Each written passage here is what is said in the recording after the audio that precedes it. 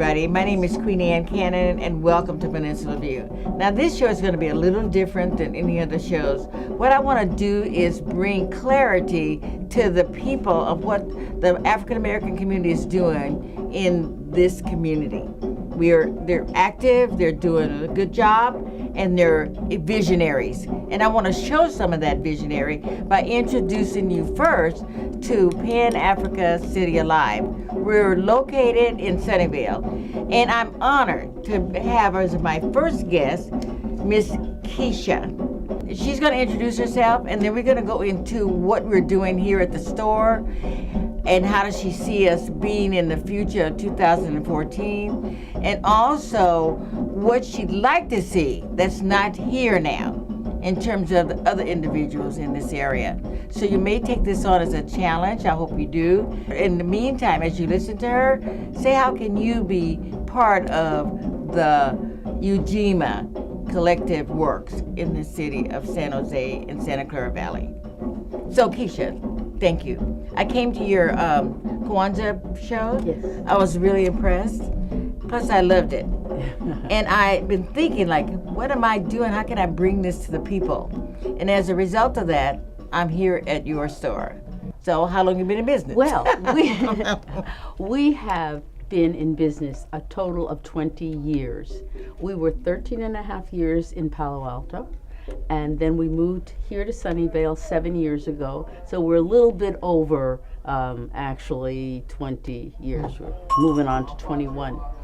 And this store is the focus for art, culture, and good vibes.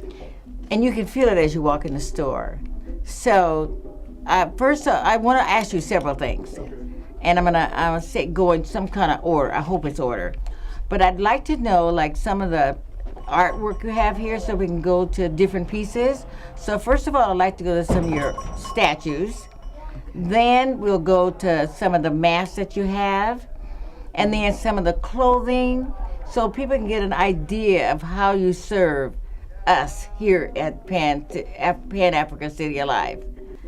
So we're going to go first to the artwork, right? So Keisha, tell me about this interesting piece first. It just looks really interesting. This is a family tree. It's one log, and it is made by the Makonde people of Tanzania. It is all members of the family working together.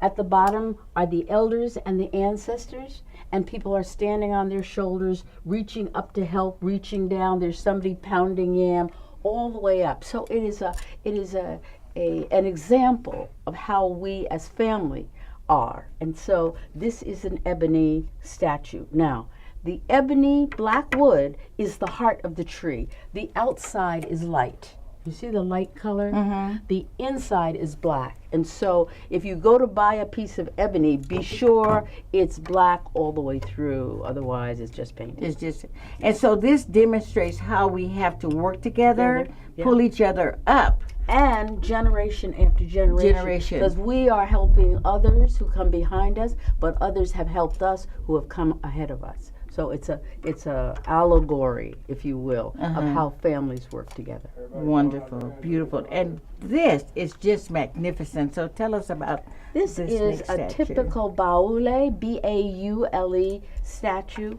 fertility from Ivory Coast.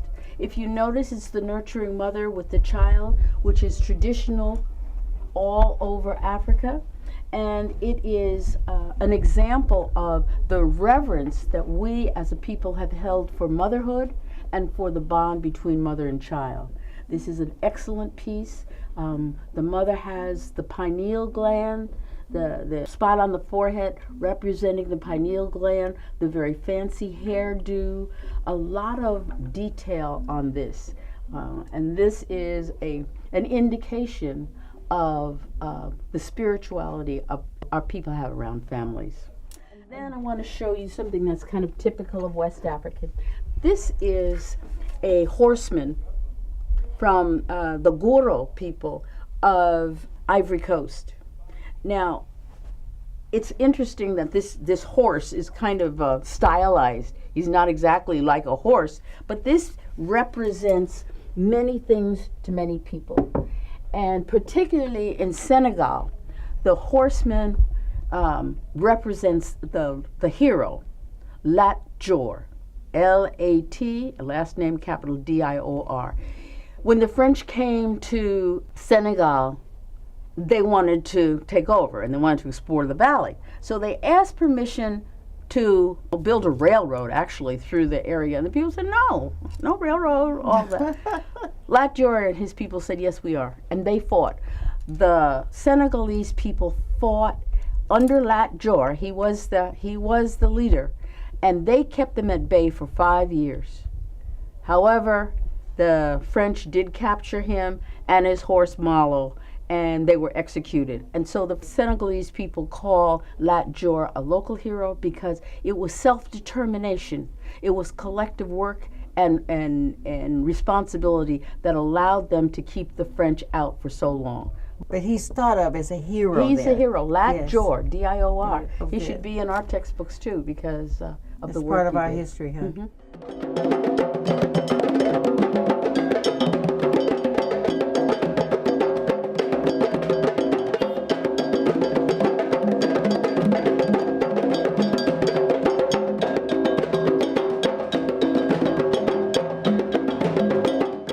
So tell us about these masks. They're awesome. The Dan people live in Liberia, Sierra Leone, and Ivory Coast. Now, this is a male initiation group.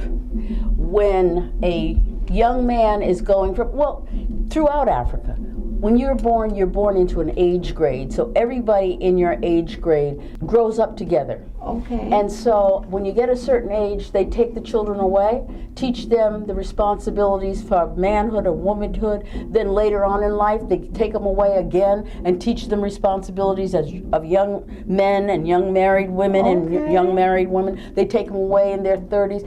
Each time, it's an initiation, so you know what to expect as you grow and develop. We need that here. We need that here. Well, this is a male society, and when they go away from the community, they make a mask, and when they come back, they traditionally, they dance back. And they always dance back in pairs because they recognize the cycle of life. So the slit eyes represent female, the circular eyes represent male. There'll be pairs, they're all males, but when they come back recognizing that there's no male without female, there's no female without male. Isn't that awesome? So this is a pair. Dan masks are recognizable by this oval shape, jutting mouth, prominent nose, and prominent forehead. So from now on, when you see a Dan mask, you're going to say, oh, that's a Dan mask. Here's a Dan mask, slit eyes. Here is an ornate Dan mask. And this ornate Dan mask has shells and beads in it.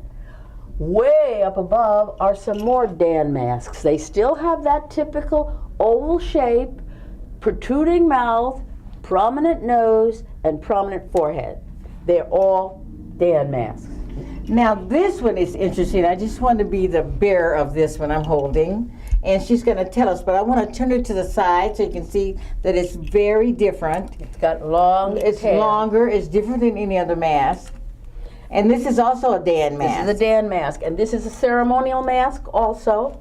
Now, this one is not just for initiation. This is also at the time of a ritual, either birth or death or a special occasion where they have the Dan mask with raffia, shells, fabric, all of this to enhance the mask. These are wonderful additions to the home because they bring such a wonderful feeling of culture. One of the things when you come into our store, you feel right away a very positive vibe, and that's because all of our masks are positive masks. They don't bring any negative. They call in the good spirits. That's how you got here Right, today. I love that. I love it. And plus, the other thing I like is that the customer, can get such an experience of history just by asking you to explain a certain piece. That's just an added feature. Yeah. And it makes them feel like, okay, I'm buying an authentic piece of art. Yes. And we're very careful to sell Pan-African art made by African people. We don't buy reproductions. We don't buy mass-made things, simply because our customers want authentic stuff. The real thing. Yep. Okay. Ladies and gentlemen, this is another mask. It's an unusual mask, that's why I'm wearing it. It feels really different. I can't see out, but I want Keisha to tell you about the history of this mask. This is a mask, an elephant mask from the Congo. As you can see, here's the trunk, and it's covered with cowrie shells. It even has a face and lots of raffia. Now the dancer would kind of have it up a little higher and would be able to see out. Now she can see out and she can dance and be I could covered be with moving around and having a good time. And it's not a heavy mask. Is it a spiritual mask? It's very spiritual. Dance? Yes, okay, good. yes. And most of the masks, especially when they are related to animals, are not. Europeans said we worshipped animals. No, it was the quality of the animal. And elephants, as we know, are very, very, very family oriented. And they have long memories and they take care of each other. When a baby elephant is born, the females help the baby out. With giraffes, the baby goes bam, and hits the ground. Not with elephants, they help the baby out. So this has a lot of spiritual meaning about the family, about relevance, and also grieving. Elephants grieve for each other like we do. So this is the mask from the Congo. Chihuahua from Ivory Coast. Now Chihuahua are male, see the roan? See the female with the baby? They are an indication of a creation story, that at the time of creation, the creator looked and saw people running around and picking berries and digging roots, and said to the antelope, which is kind of a bovine animal, they do this rutting motion, show those people how to plant. And so they did that kind of thing. Seeds fell on the ground, water fell on the ground, and after a while, people were planting. So these masks are usually on a basket, where the stand is, that's a basket. It's on the head of the dancer. Lots of raffia, like we saw on the elephant mask. They do these great leaping dances in the field to thank the creator for a good harvest. So these are Chihuahua. Okay, so what is the next mask we're going to look at? I love this different kind of mask. I've never seen these before. The next mask we're going to look at is a contemporary mask from Ghana. The red face there, if you notice, it has a mustache, so it's clearly a male. It was created in the 60s. And if you remember the 60s, in the United States, there was a big movement about the Afro. So this mask now has not only an Afro, but it has Afro pick. See the two picks up in the hair? I just noticed that. Yeah. It's a contemporary mask, and it was used in ceremonies, probably celebratory, celebrating family, friends. I do not know if it had other meanings, so I just cannot go any further with it. Was this mask created in Africa? Yes, or the United States? Ghana. This was like a tribute to the civil rights movement that they were having here. So the natural hair. Remember the natural hair? Everybody had a big old fro. There it is. Americans are being proud of their hair. That's right. Yeah. Oh wow, that's good. That's a nice one.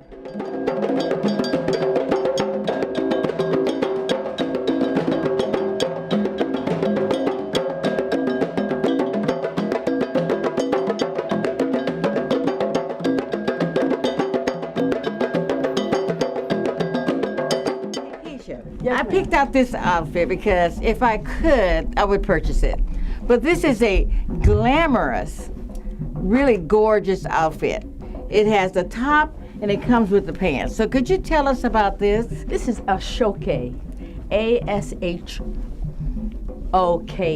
from Nigeria. It features, it's woven in strips. So here's a strip, There's a strip, there's a strip. The strips are sewn together, and then the garment is fashioned. They're very beautiful and very comfortable. And this is when there is a celebration, kind of, not just an ordinary evening after dinner. Because they're pretty pricey. Yes. And in Nigeria, it is incredible to see a mother and dad matching, and the kids matching, wearing a showcase. Oh, they really? come stepping in with all this on, and it knocks beautiful, you out your socks. They're beautiful, yes. And this even has a pocket to it, buttons. It's been tailored. This is open weave. See how the strings, some of the showcase, and I have a garment that is this kind of a showcase, but a lot of it has meaning. It has a story of its own, huh? Many of them, yeah. This one I cannot tell, but this is beautiful. Nigerian ashoke. And I cannot afford it, but I would love to have it. Okay, there's a woman's ashoke. Oh, let me show you that one. Oh my goodness. Okay, voila. I'm here back again with this. What was it called again? Ashoke. Ashoke. This is for females. And so, when you say the family comes in, do they come in with the same fabric on? Same fabric. Or just the same fabric? The same fabric. So that must look beautiful. So look at this. That's a wrap skirt. This is a wrap skirt. And here's the top. Here is, I've got a head tie and a shawl that you can just throw over your shoulder. Oh, beautiful. And this is typical, and it's got these little hanging downs. That is typical ashoke. When you go to Nigeria, you see this. And this is pretty pricey also. Yes.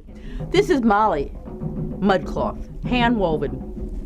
It's from Mali? It's from Mali, yes. Okay. Bamako is the center capital, and lots of mud cloth comes through there. Now this has been fashioned into a shawl by an African American, as well as this very funky purse. It's sturdy, it's very nice. Why do they call it mud cloth? Question all the time. Using a mud that's been cooking for 2 years, they paint the design on in the cloth. Oh, they do? In mud. The design is painted in mud, white cloth. They cover the white cloth with dye, a black dye.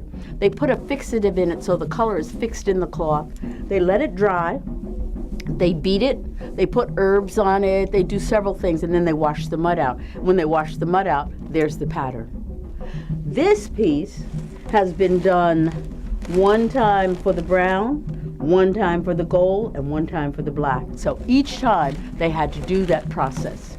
We have in Pan-African City Alive not only shawls, but we also have garments such as these cargo pants. Very smart.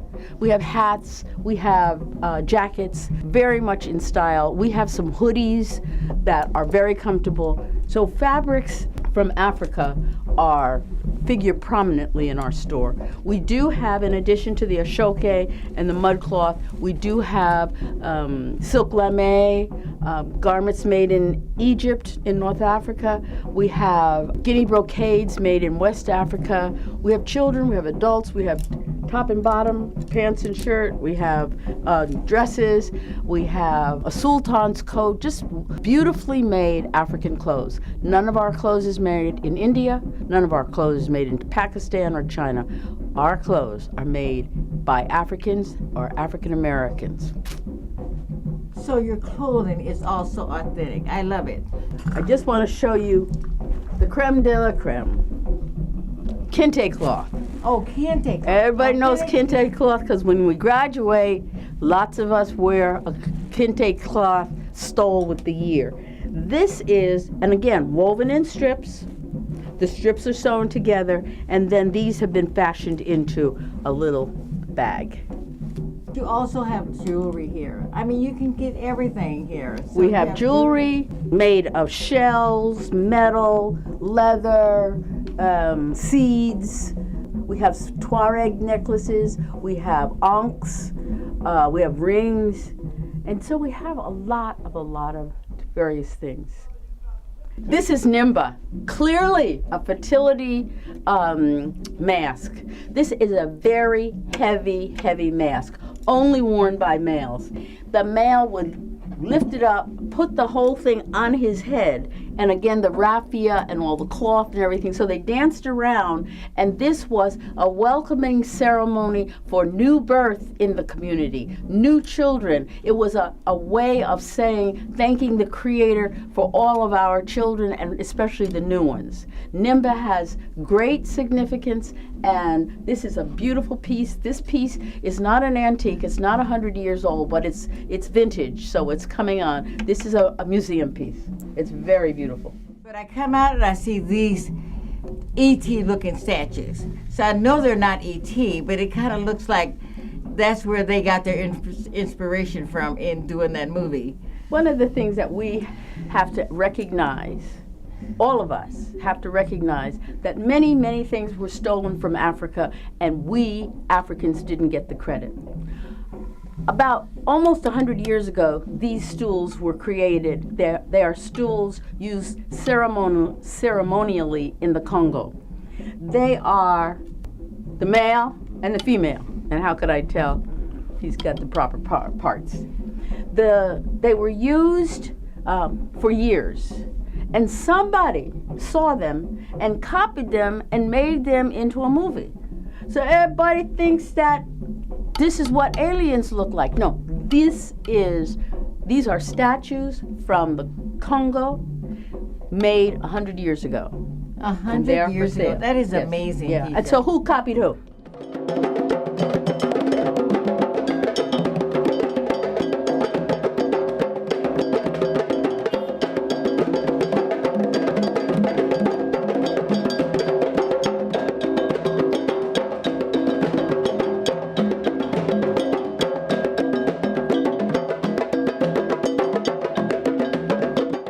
So this has been an awesome treat. We didn't see everything. Unfortunately, we didn't have time to do that. But Keisha has dolls, traditional dolls that have a story. And the thing that comes to mind when you come here is you'll not only get an awesome gift or awesome purchase, but you'll also get an awesome history lesson. That's what I've gotten today. So I just want to thank you, because I've learned so much just from it, and I've known you for a long time. I know. And I didn't know all this. Yep. So it's never too late to learn. As you can see, I have gray hair, so I'm one for learning. And me too. So I just want to thank you for allowing me to come in and get your views. And now I'd just like for you to talk a little bit about where would you like to see, Black people go in the 2014. You want me to tell you that in 2 minutes? Well, make it 3. Oh. We are a mighty people. We come from a mighty people. As Anthony Browder says, we are the voice of our ancestors. So my wish for 2014 is that we as a people will recognize the humanity, glory, and suffering of our ancestors. We must never forget that we're standing on the shoulders of such giants that if we learned everything we could learn for the next 100 years, we would never know all that they know. So it's our responsibility to represent every day, not just some days. We can't get tired. We have a picture in the store of Harriet Tubman. She didn't get tired. So when people talk about, I'm tired, I can't do this, no, you go tell Harriet Tubman that. And so my hope for 2014 is that we will each one learn a little better, how to represent correctly our ancestors, and that we will live closest to those things that were handed down, that everybody in the world has built on, and that's called Mott: truth, justice, and right order.